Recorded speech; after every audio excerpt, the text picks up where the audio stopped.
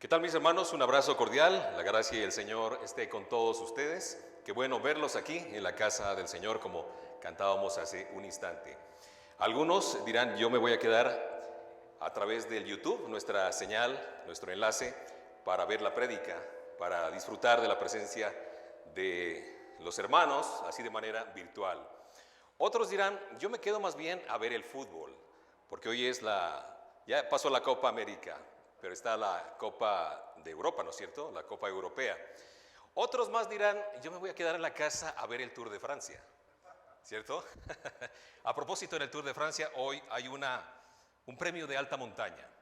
Y máxime cuando está nuestro representante Richard Carapaz, la locomotora del Carchi, ahí haciéndonos quedar bien a nosotros, ¿no es cierto? Entonces la gente dice, yo me voy a quedar a ver cómo le va, a ver si de pronto obtiene unos puntos adicionales en esta 15ª, si mal no estoy, que es la etapa en el día de hoy. Pero bueno, unos se quedan por el ciclismo, nosotros estamos aquí. Pero que estamos hablando de ciclismo, hablemos entonces de ciclismo. ¿Qué les parece? Bueno, ustedes sabrán que dentro del ciclismo hay pedalistas con ciertas características. Hay unos pedalistas o unos ciclistas que son líderes, que se han ganado ese sitial de líderes sencillamente porque han tenido sendos triunfos en las carreras. Háblese de la Vuelta a España, del Giro de Italia o del Tour de Francia. Estas son las vueltas máximas. Y si ellos han subido podios en estas carreras, obviamente se constituyen en líderes. Nada más que hablar, son líderes. Pero hay otro personaje dentro del ciclismo que técnicamente se llama gregario, no Gregorio, gregarios.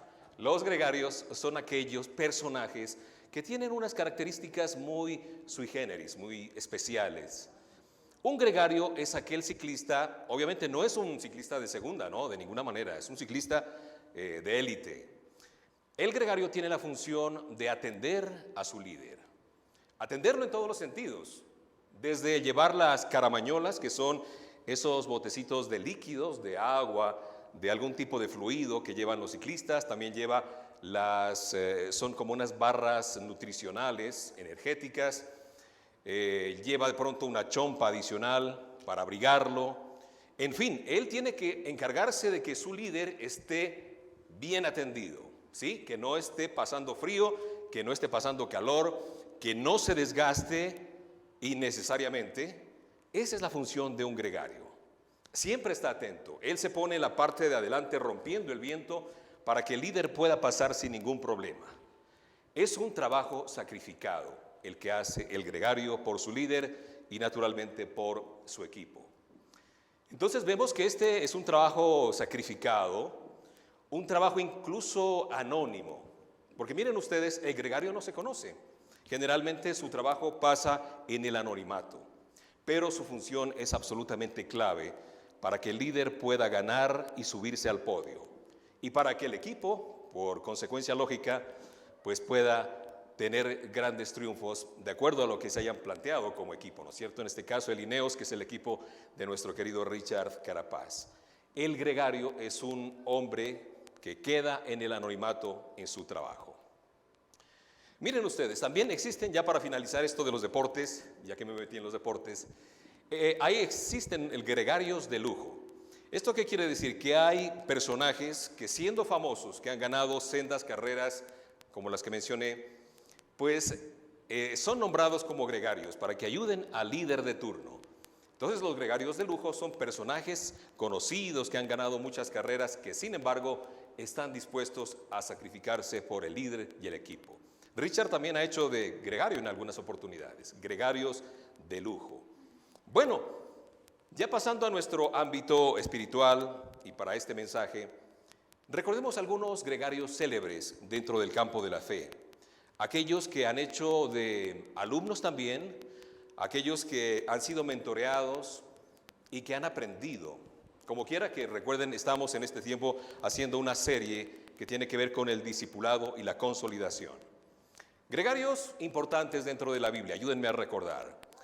Nos vamos hacia el pasado. Moisés tuvo un gregario, bueno, yo diría dos, pero Josué fue el gregario de Moisés.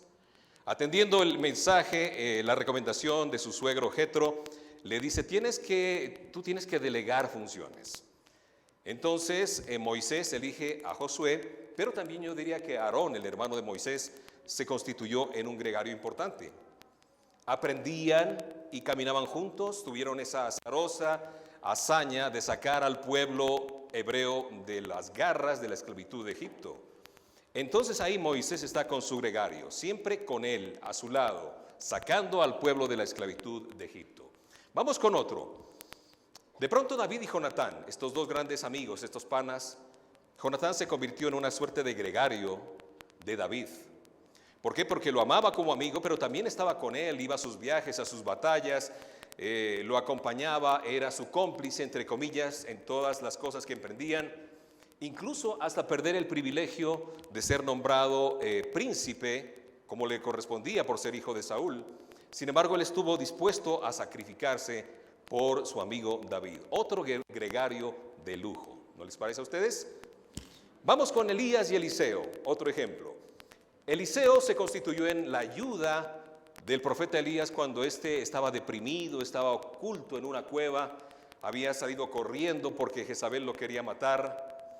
Entonces este hombre se deprime, se siente vacío, se siente inútil, y es el profeta Eliseo el que toma la función de gregario, siempre cuidándolo, aparte de que naturalmente Dios le había le proveyó, quiero decir, ustedes saben, a través de los cuervos y a través de este mecanismo alimento para el profeta. Sin embargo, Eliseo se constituye entonces en gregario de Elías.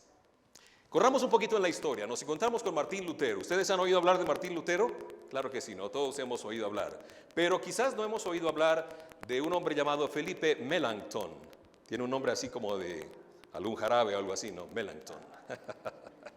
Pues este hombre era clave en la función que hizo Martín Lutero, porque Martín Lutero era un hombre de carácter. Y él decía, yo predico mejor estando enojado, así me va mejor. Y entonces Melanchthon le decía, no Martín, eso no, mejor con amor. Con amor se atiende más y se puede predicar de mejor manera, se puede llegar al corazón de la gente.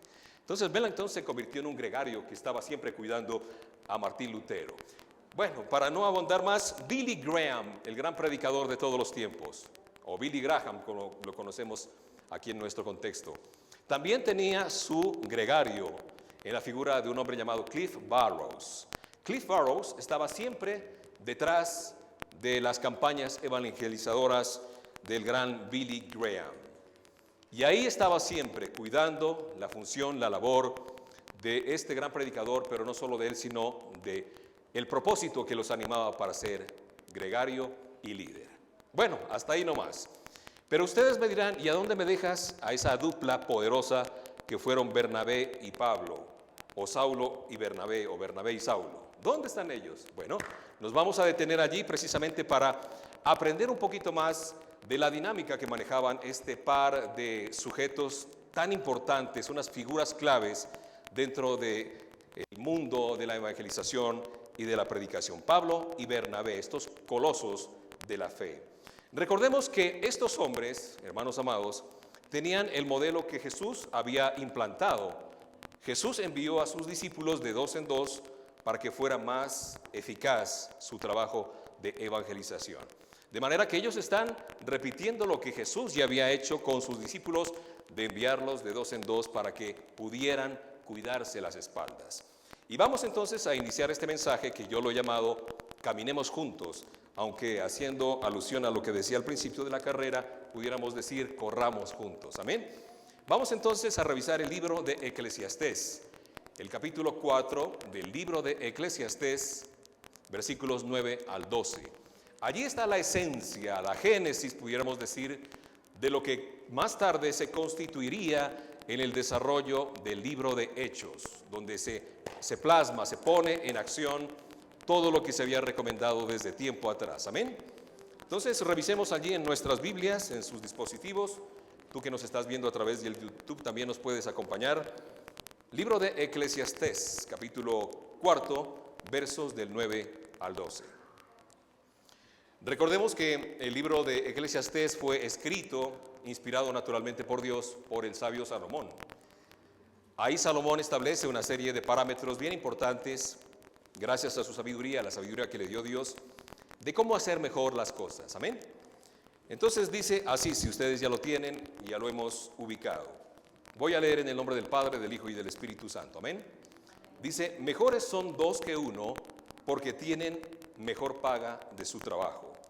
Porque si cayeren, el uno levantará a su compañero, pero ay del solo que cuando cayere no habrá segundo que lo levante. Verso 11. También si dos durmieren juntos, se calentarán mutuamente, mas ¿cómo se calentará uno solo?, se pregunta. Verso 12. Y si alguno prevaleciere contra uno, dos resistirán, y cordón de tres dobleces no se rompe pronto. Hasta ahí esta porción del libro de Eclesiastés. Como vemos, queridos hermanos, allí en este pasaje ya se establecen algunos de los elementos de juicio que más tarde serían retomados por el mismo Jesús y por los discípulos para hacer un trabajo más efectivo para la obra de Dios en cuanto al discipulado y a la consolidación. Porque Papá Dios quería que nosotros no fuéramos llaneros solitarios. En la mente de Dios nunca estuvo la idea de que nosotros fuéramos solos a hacer la obra de Dios, que nos sumergiéramos en las tormentosas aguas del mundo para predicar la palabra de Dios. Por eso allí establece una serie de requisitos importantes que no han pasado de moda, pese a que este libro fue escrito muchísimo antes de que naciera nuestro Señor y Salvador Jesucristo, o por lo menos estuviera con nosotros en la tierra. De manera que ya se establecen algunos puntos de vista importantes. Y los hechos de los apóstoles, vuelvo a decir, son aquellos sucesos que nos cuentan lo que pasó con los apóstoles. Y ya lo decía el pastor Marquito en alguna predicación, recuerdo yo, que el libro de los Hechos no debería llamarse el libro de los Hechos de los Apóstoles, sino más bien el libro de los Hechos del Espíritu Santo. Porque lo vemos ahí actuar en toda su magnitud. Ahí lo vemos moviéndose en la vida de estos hombres y mujeres para tener una eficaz forma de transmitir la palabra de Dios. Amén. Y eso no ha cambiado. Hoy estamos en pleno siglo XXI y el Espíritu Santo se mueve con poder si nosotros le permitimos que se mueva en nuestra vida para ser más eficaces a la hora de compartir, de consolidar la palabra de Dios con nuestros discípulos, con nuestros mentoreados. Bueno, vamos a hacer entonces un contexto de cómo se desarrolla este accionar de Pablo y Bernabé. Recordemos que tras la gloriosa conversión que tuvo Pablo, llamado Saulo en ese momento, que ustedes la recordarán, que cae del caballo y se encuentra cara a cara con Jesús. Y ahí se establece un diálogo que debió haber sido, le puso la piel de gallina seguramente al pobre Saulo cuando oyó la voz estruendosa de Jesús y le dice: Pablo, ¿por qué me persigues? Y entonces él se levanta y tiene un encuentro con Jesús. Luego de este encuentro, dice la Biblia que él se fue para Arabia a pasar 3 años sabáticos, entre comillas, pero 3 años en los cuales aprovechó para conocer del Señor, para ayunar, para consolidarse, para digerir lo que había ocurrido, porque un encuentro con Dios de esa manera debió haber sido chocante para la mente de Pablo. Entonces se va a Arabia y está por allá, no perdiendo el tiempo, sino preparándose para su encuentro con lo que vendría después. Entonces ocurre que él está allí y luego, a través de unos sucesos que se presentan allí, Pablo viajar a Jerusalén para encontrarse con los discípulos, con los apóstoles. Él lo quiere conocer para decir, bueno, quiero conocer a mis panas porque vamos a hacer la obra de Dios. Me imagino que estaba muy animado. Pero paralelamente a ello, viene desarrollándose la vida de Bernabé. Este hombre, Bernabé, era un hombre realmente extraordinario. Bernabé había nacido en la hermosa isla de Chipre, allí en el mar Mediterráneo. Y él era un hombre campesino, sencillo, sin embargo, tenía unas grandes dotes, unas grandes cualidades. ¿Cuáles? Él conocía perfectamente la cultura helenística, es decir, a los griegos y a los romanos, sobre todo a los griegos. Hablaba el griego, conocía la cultura griega. Entonces, él tenía esa facultad de llegar sin ningún problema a este pueblo con el mensaje del Evangelio. Sin embargo, pese a todo esto que he anotado, Él dice, a mí me falta una persona para que me complemente, para que hagamos una obra poderosa. Y resulta que mientras él estaba en ese cavilando en sus pensamientos, ya los apóstoles habían escuchado de que Saulo venía para entrevistarse con ellos. Y dicen, este tipo va a venir aquí y nos va a matar, seguramente es una estratagema para matarnos. Ellos no creían absolutamente en la genuina conversión de Pablo. Decían que eso no pudo haber ocurrido con un hombre que era un asesino, que poco tiempo atrás había matado a Esteban o había participado del asesinato de Esteban, y que era un hombre que perseguía de una manera rotunda a todo aquello que oliera a la causa de Cristo. Entonces se mostraban muy reacios a que el apóstol Pablo estuviera con ellos. Sin embargo, Bernabé, yo digo, inspirado naturalmente por el Espíritu Santo de Dios, dice, no, este hombre viene a cumplir la obra de Dios. Miren ustedes, ya en Bernabé había florecido la idea de que Pablo era el hombre que necesitaba para cumplir el propósito de la obra de Jesús. Ahí lo estamos viendo.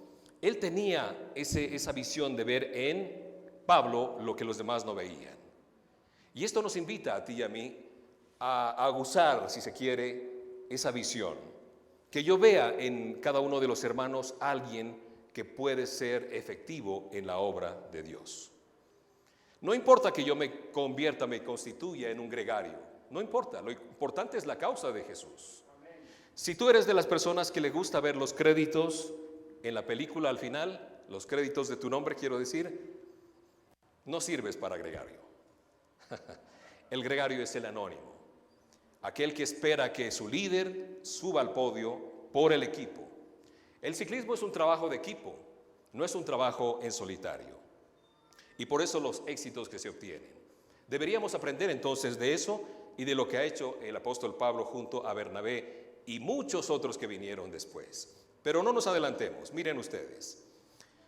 Por estos días entonces el grupo de apóstoles le había encomendado a Bernabé una misión imposible, una misión difícil.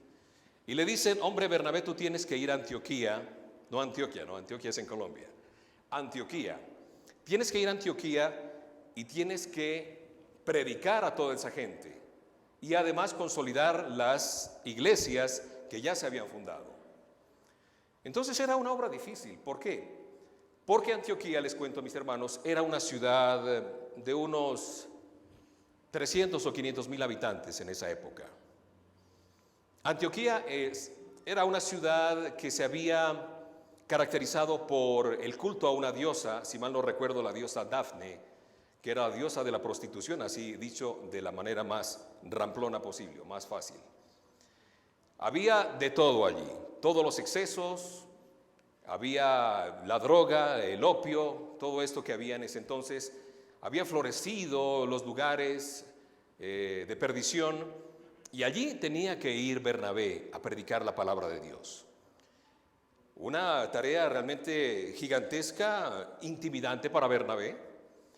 Y Bernabé dice, sí voy a ir, pero yo necesito a este hombre que ya viene en camino y que se llama Pablo, más conocido antes como Saulo. De manera, hermanos, que allí con Bernabé como su mentor es donde empieza a florecer el ministerio de Pablo. Como su mentor. Miren, Bernabé dijo, yo tengo que traer a este hombre aquí. Y Pablo tuvo la humildad de hacerse discípulo de Bernabé. Ahora recordemos que Pablo no era ningún aparecido. Pablo había sido criado, había sido levantado, quiero decir, por uno de los rabinos más importantes, más sobresalientes, con más altos pergaminos de esa época, que era el rabino Gamaliel. Entonces el hombre conocía muchísimo de la ley judaica y de todo lo que tenía que ver con el pueblo judío. Sin embargo, se sometió a la dirección, a la directriz de Bernabé. Y apegados al modelo de liderazgo que Jesús y los discípulos habían establecido, entonces ellos empiezan a viajar juntos. No es que Bernabé le dice, hombre Pablito, tienes que hacer esto y viájate por allá y en una semana o dos nos vemos. No, él empieza a viajar consigo. Así tenemos que hacer nosotros, queridos hermanos. No enviar órdenes, hermanos, hagan esto y hagan aquello, no, involucrarnos. ser modelo. Y ese modelo lo hemos visto aquí en nuestra iglesia con nuestros pastores, involucrados siempre en todo lo que haya que hacer, ¿sí? Direccionando. Nosotros como discípulos, digamos así, o mentoreados, hemos cometido errores. Sin embargo, allí están para levantarnos, como los buenos gregarios, que inclusive haciendo un trabajo de equipo vamos ganando más confianza. Allí entonces Bernabé le da un voto de confianza a Pablo y le dice: Pablo, empecemos a viajar. Y es tanto el éxito que nos ofrece esta película hermosa que se llama El Libro de los Hechos, que a propósito lo estamos leyendo en estos días con nuestros hijos en la noche, con nuestros niños, y ellos se maravillan, se asombran de todo cuanto ocurre ahí. En estos días ellos se reían porque había un episodio que estábamos leyendo y dice que los habitantes de una de estas ciudades los confundían a Pablo y a Bernabé con dioses griegos. Pensaban que Bernabé era Zeus y que Pablo era Hermes. Y entonces dicen: no, ustedes no estén en esas tonterías. Lo que ustedes tienen que hacer es arrepentirse y creer en Dios, les decían ellos. Era tan fabuloso esa dupla que hicieron este par, Bernabé y Pablo, que todo les salía bien, pero también tenían sus tropiezos y sus maltratos naturalmente. Observen ustedes la relación de mentoreo iniciada por Bernabé. Bernabé inicia, y el libro de Hechos nos lo cuenta. Vamos por favor al libro de Hechos, capítulo 9, verso 27. Hechos 9, 27, y allí vamos a notar cómo Bernabé es el que tiene la idea de iniciar con Saulo, con Pablo. Vamos a hablar de Pablo de aquí en adelante mejor. Dice así el libro de Hechos 9, 27. Entonces Bernabé, tomándole, eso se refiere a Pablo, ¿no? Tomándole, lo trajo a los apóstoles y les contó cómo Saulo había visto en el camino al Señor, el cual le había hablado, y cómo en Damasco había hablado valerosamente en el nombre de Jesús. Miren ustedes lo que yo les decía hace un instante. Bernabé sale en defensa y dice que lo trajo a los apóstoles. Ahí la Biblia generaliza, porque en realidad Bernabé trajo a Pablo y se lo presentó, si mal no recuerdo, a Pedro, naturalmente a Pedro, y allí estaba el hermano de Jesús. Entonces pero generaliza porque prácticamente el mismo Pedro era otro de los grandes líderes de la iglesia en ese momento. Entonces allí están, ya iniciando el camino. Bernabé no solo quería que Pablo estuviera a su lado como un discípulo librando las duras batallas, sino que entendió el potencial que Pablo tenía para que una vez ya consolidado empiece a duplicar y a triplicar el discipulado. Miren ustedes un poquito más adelante, en el mismo libro de Hechos 9, 27, 29, vamos a ampliar 27 y 29. Vamos al 29, dice: y estaba con ellos en Jerusalén, ¿quién? Pablo. Estaba con ellos en Jerusalén y entraba y salía. Y hablaba denodadamente en el nombre del Señor y disputaba con los griegos, por esto estos procuraban matarle. Miren ustedes, el pobre Pablo, que era en primer lugar rechazado, ya en ese momento dice que entraba y salía con ellos, ¿sí? Que estaba con ellos en todo momento, que compartía, que departía, que sonreían, que aprendían mutuamente, entraba y salía. Y por eso los amigos, los antiguos secuaces de Saulo o de Pablo, se enojan, les da envidia, les da rabia y van a matarlo. Lo que suele suceder, ¿no es cierto?, en las bandas criminales. Cuando alguien quiere salirse o quiere hacerse a un lado, al costado, para empezar una nueva vida, lo que consigue a veces o generalmente es la muerte. Eso es lo que pretendían los hombres de ese tiempo, tratar de matar a Pablo y que no continuara con la obra que venía mucho más adelante. Miren ustedes, a lo largo de este precioso libro de Hechos vemos cómo Pablo y Bernabé trabajan mancomunadamente, codo a codo, en cada instante, como líder hacia el uno o como gregario el otro, y viceversa. No solamente era que uno era el líder y el otro era el gregario, no, ellos intercambiaban estas posiciones. Pudiéramos decir entonces, trayendo el ejemplo del principio, que eran gregarios de lujo. Pablo y Bernabé. Estaban intercambiando estos roles para que la obra del Señor sea efectiva, ¿no es cierto? Y el Señor era glorificado. Ellos iban por todas partes, no les importaba si había miles o si había un puñado de 3 o 4 personas, ellos predicaban. Ellos hacían lo natural, lo sobrenatural lo hacía Papá Dios. Amén. Esa es la ventaja de trabajar mancomunadamente, así como el alumno y el discípulo, más bien el alumno y el maestro, o el discípulo y el mentor. Cualquiera de estas palabras sirven para el caso que estamos nosotros conversando. ¿No les parece estupendo que nosotros pudiéramos desarrollar con más fuerza, intencionar más este modelo para que podamos trabajar de esta manera aquí en la iglesia? Muchas personas, a lo mejor de los que están aquí sentados, o tú que nos estás viendo allá, están sentados esperando que alguien los descubra, que alguien les dé la oportunidad, les dé un voto de confianza para que ellos desarrollen su liderazgo y la labor evangelizadora que a todos nos corresponde. Nadie puede decir, no, eso que lo haga el pastor y los líderes. No, a todos nos corresponde como hijos de Dios. Porque es un mandato que está en Marcos 16:15. Vayan por todo el mundo y prediquen a toda criatura el evangelio de Dios. Parafraseando lo que dice allí. Amén. ¿Por qué Bernabé y Pablo disfrutaban tanto de su trabajo? A pesar de que los insultaban, los apedreaban, los tomaban presos, ellos disfrutaban de su trabajo porque no había envidias, porque no había rencillas, porque no había segundas intenciones, porque nadie quería figurar encima del otro. A ellos lo que les importaba era que el nombre de Dios sea conocido por la gran cantidad de personas. Viajar, exponer la palabra de Dios, no importa cómo, que el Señor sea glorificado a través de su trabajo. Ellos trabajaban entre pares, entre panas, entre iguales. Y así se cumplía lo que leímos en el libro de Eclesiastés, que son 2 mejor que 1. Y en este caso, amén, amén. Un aplauso para el Señor.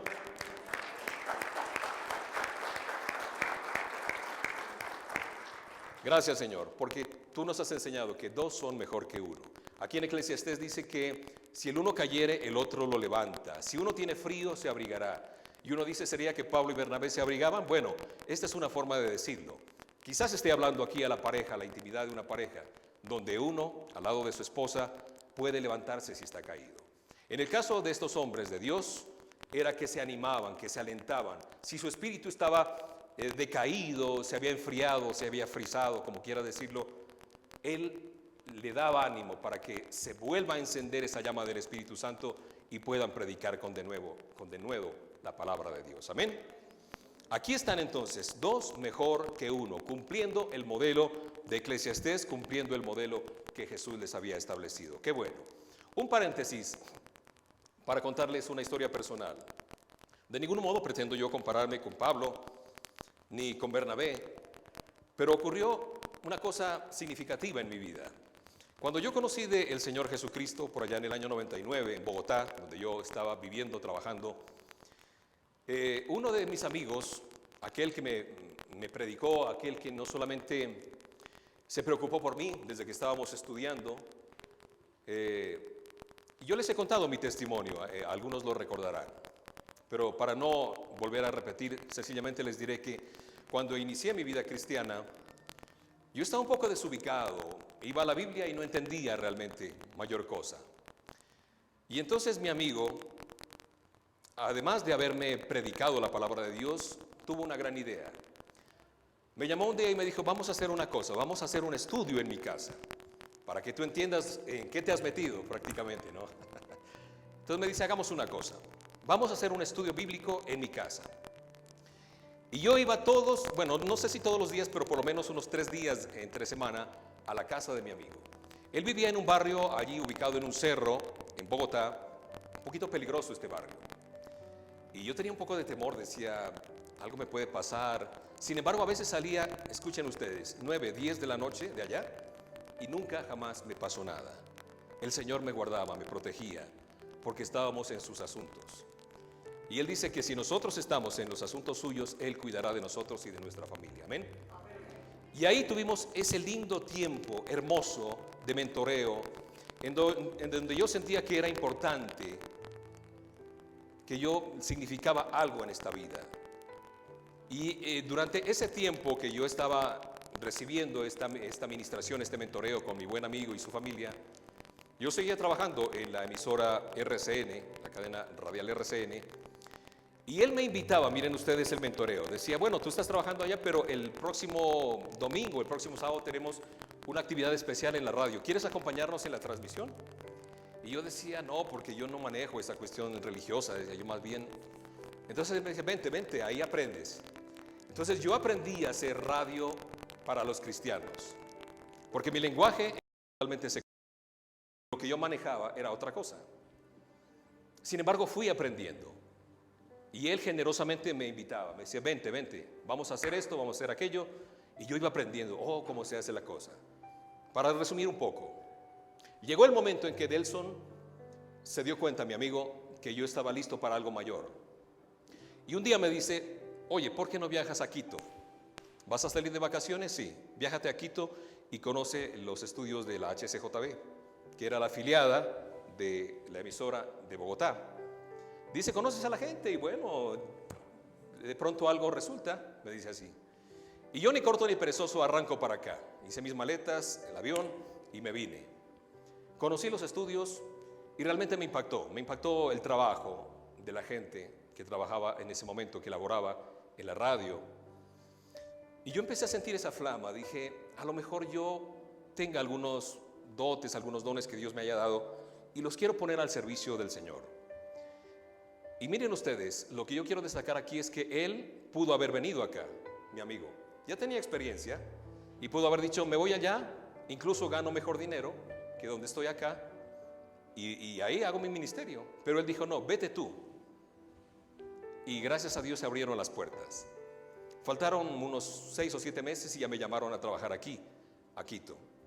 Y ha sido una bendición, año 2002. Y el Señor tenía grandes cosas para mí, no lo que yo estaba pasando en ese momento. Y por medio de Él utilizó a mi amigo para que me mentoreara, para que yo estuviera listo y me diera un empujoncito cuando yo estuviera ya más o menos preparado para emprender la obra de Dios. Amén. Así es que, hermanos amados, el Señor no tiene casualidades. No hay casualidades en Dios. Él tiene preparado un camino para ti muy especial, muy específico. Además del camino, tiene un diseño hecho para ti, a tu medida. Tú que estás ahí eres diseñado exclusivamente por Dios. No hay otro igual. Tú no tienes la voz de otro. Se pueden parecer, pero es una huella digital. No hay ninguna en el mundo. Tienes un propósito y un diseño para que el Señor te bendiga en todo lo que hagas. No desaproveches la oportunidad de ser mentoreado y después convertirte en mentor de un grupo de personas que vendrán después. El tiempo está pasando y no quiero de pronto dejar de lado algo que tengo para ustedes. ¿En qué personas estoy influyendo yo con mi vida? ¿Estoy influyendo en mis hijos, en mi esposa, en mis compañeros de trabajo? ¿Cómo está influenciando mi vida? ¿Estoy siendo un mentor de estas personas o estoy dando un mal ejemplo, siendo piedra de tropiezo? Qué bueno, hermanos amados. Este es un modelo multiplicador, porque Bernabé también fue mentor de otro hombre llamado Juan Marcos, y junto con Pablo escribieron gran cantidad, una gran porción del Nuevo Testamento. Queridos hermanos, aquí hay muchas personas que dependían del poder de Dios. Un discípulo consolidado, Pedro, estaba en Jerusalén. Ahora Pablo estaba predicando en Antioquía. Y miren lo que pasó en Antioquía. Se revolucionó esa ciudad. Una ciudad que nadie daba un peso, $1 por esa ciudad. Luego se transformó en un lugar de adoración a las cosas de Dios. Amén. Miren ustedes, Pablo duplicó el mentoreo, porque en el libro de Gálatas se nos habla de que 16 personas se habían constituido en mentoreados o discípulos de Pablo. Y también más adelante Lucas menciona que 7 más eran compañeros de Pablo en sus viajes. Y él lo deja claro en alguna de sus epístolas, hermanos. En 2 Timoteo 2:2 dice lo siguiente, aquí va a aparecer seguramente. 2 Timoteo 2:2. Has escuchado mis enseñanzas, dice Pablo, confirmadas por muchos. Ahora enséñalas a personas dignas de confianza, que a su vez puedan enseñárselas a otros. Miren ustedes, Pablo le escribe a Timoteo diciéndole, has escuchado mis enseñanzas, la sana doctrina, y hay testigos de ello. Ahora tú, Timoteo, vas a hacer lo que yo hice. Y así como le escribe a Timoteo, le escribe a Tito y le escribe a gran cantidad de personas. Él había duplicado, él fue mentoreado, ahora él se constituía en un mentor. Estaba discipulando y consolidando a sus discípulos. ¿Y qué les podía ofrecer? Tú dices, ¿qué les podía ofrecer Pablo de sí mismo? Pues su experiencia, la experiencia y el cara a cara que tuvo con Jesús de Nazaret, allí en el camino a Damasco. ¿Les parece poco esa experiencia? Seguramente les contó muchas veces lo que él sintió. Y ellos abrazaron la fe con tanto agrado que empezaron a expandir el evangelio por todos los rincones. Pablo tenía un propósito bien claro: que la gente conociera del mensaje del evangelio y que también el evangelio se reprodujera, que no quedara allí en un montón de personas. Yo me atrevo a hacer un paréntesis, más bien un paralelo entre lo que ocurrió con Moisés, Josué y Aarón. Posiblemente hasta ahí llegó el asunto. Pero en el caso de Bernabé y Pablo se duplicó tanto, se multiplicó tanto, que hasta nuestros días nosotros somos producto de ese mentoreo, de ese discipulado al cual ellos se sometieron y que luego multiplicaron de una manera generosa. Amén. Gracias entonces a Pablo, que dio de gracia lo que recibió de gracia. Pablo consolidó a sus discípulos, ¿cómo? Empoderándolos, enviándolos, dándoles tareas y respaldándolos. Hay una cosa clave aquí, hermanos: el mentoreo es relacional. Yo les cuento una cosa rápidamente. Aquí entre nosotros está emergiendo un grupo de jóvenes que va a ser candela seguramente, para la gloria de Dios. Y yo estoy seguro que nosotros hemos hecho un modesto trabajo de mentoreo. Y yo quiero agradecer a Samuel Puche y a su esposa, que han tomado con más ahínco la bandera. Y los jóvenes están muy atentos y están muy entusiasmados. Por aquí estaba Yandri también, que es uno de ellos, que están echando candela, como se dice popularmente, para la gloria de Dios. Y eso ha nacido así, en este modelo del mentoreo, del discipulado. El maestro y el alumno, como dice la canción de Pablito Andrés. No sabemos quién es el maestro y quién es el alumno, porque después empezamos todos a aprender, a nutrirnos, a intercambiar papeles, ¿sí? Entonces, queridos amigos, necesitamos de todos y cada uno de ustedes. No tengan miedo en involucrarse. Oren por sus líderes, pero también involúcrense, no tengan miedo. Aquí hay mucho que hacer.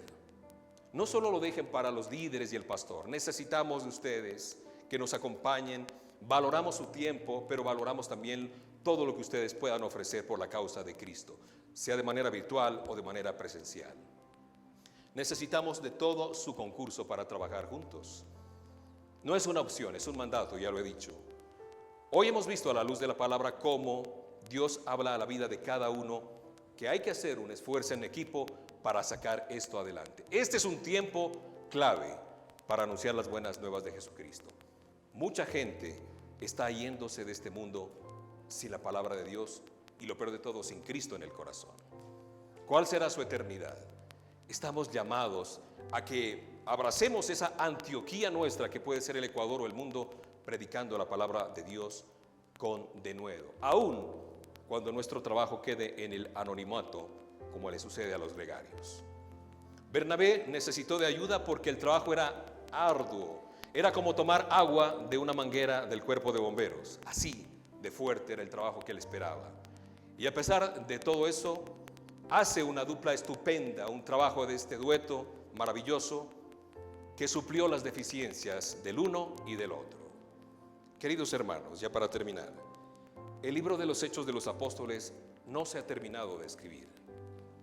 Tú y yo podemos seguirlo escribiendo con la obra evangelizadora, con la obra del discipulado, del mentoreado, de aquellos que esperan con humildad de corazón recibir lo que la experiencia de otros han tenido, para luego dejar una generación de jóvenes, de personas que nos tomen la posta para seguir transmitiendo la palabra de Dios. Seguiremos escribiendo y seguiremos viviendo el libro de Hechos si tú lo quieres. Seamos líderes y gregarios. tenemos una carrera que ganar, tú y yo, de la mano de Dios y empoderados por el Espíritu Santo. Amén. Gracias, hermanos. Pongámonos de pie para despedir este tiempo. Les agradezco. Vamos a establecer una oración, vamos a levantar una oración al Señor. Y tú que estás en casa también, gracias por acompañarnos. Señor amado, gracias te damos gracias porque tú eres bueno y tu misericordia es para siempre. Ayúdanos, Padre Santo, a entender que tu obra magnífica no se logra con llaneros solitarios, que necesitamos de personas que nos guarden la espalda, aquellas personas que estén dispuestas a ser gregarios de liderato, pero también gregarios para un trabajo mancomunado y en equipo, así como tú enviaste a tus discípulos. Padre, que tengamos la humildad de ser discípulos y también, Señor, ser mentoreados, ser dirigidos por la mano de Dios. Gracias, Señor, porque tú has establecido un orden desde tiempo atrás de que dos son mejor que uno porque uno lo levantará y cordón de tres dobleces no se rompe fácilmente, dice tu palabra. Ayúdanos a trabajar como equipo para que tu nombre sea glorificado, para que muchas personas que nos están viendo conozcan que hay un mensaje de salvación que solo puede ofrecer Cristo Jesús, aquel que vino y murió en la cruz del Calvario para darnos vida y vida en abundancia. Yo te pido en el nombre de Cristo Jesús que marques en el corazón de cada quien, de cada una de las personas que han oído este mensaje y que lo escucharán en las redes sociales, la flama, el deseo, el ánimo de hacer parte de esta causa, que es una causa gloriosa, y es la de predicar el Evangelio tuyo. Tu palabra dice que son gloriosos, que son hermosos los pies de aquellos que llevan las buenas nuevas de Jesús. Te lo pedimos todo en el nombre de nuestro amado Salvador y Señor Jesucristo. Amén y amén. Dios me los bendiga, hermanos. Gracias por acompañarnos. Un aplauso para...